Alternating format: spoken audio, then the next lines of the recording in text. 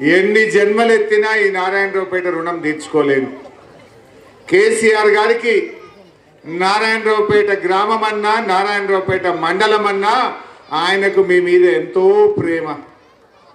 ఈరోజు ఒక్క విషయం ఆలోచించండి.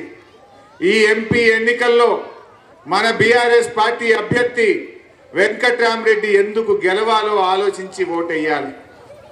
ఇలా కేసీఆరే లేకపోతే ఈ తెలంగాణ రాష్ట్రం వచ్చునా? కేసీఆర్ లేకపోతే తెలంగాణ వచ్చునా?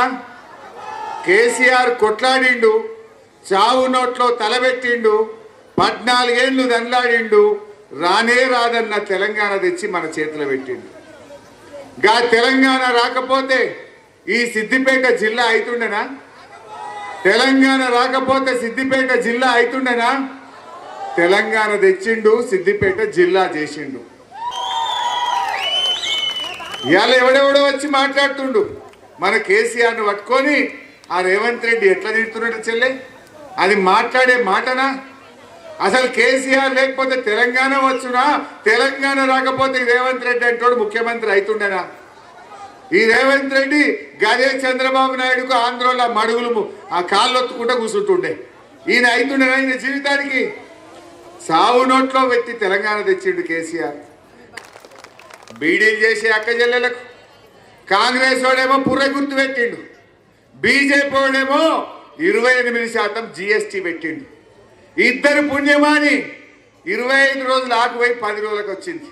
10 రోజులు 12 రోజుల కంటే ఆకు ఎక్కువ దొరకలేదు, పని దొరకలేదు. ఒకడు పుర్రెని పెట్టిండు, ఇంకొకడు GSTని పెట్టిండు. ఇంక జాలదన్నట్టు ఆ బీజేపీ వాడు ఏం చేసింది తెలుసా చెల్లె?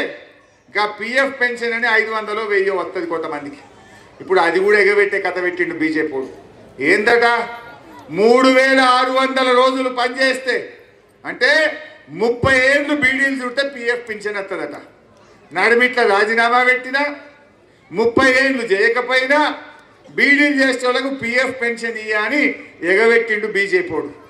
కాంగ్రెస్ వాడు పుర్రే, బీజేపీ వాడేమో PF పెన్షన్ ఎగబెట్టిండు.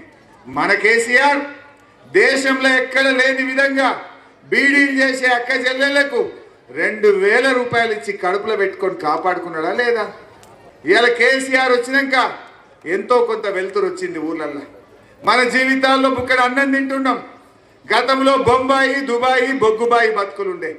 ఇదే నారాయణరావుపేట, మాటిల్లా ఈ ప్రాంతాల నుంచి దుబాయ్ బతకబోయే పరిస్థితి ఉండే. 3 ఎకరాలున్నా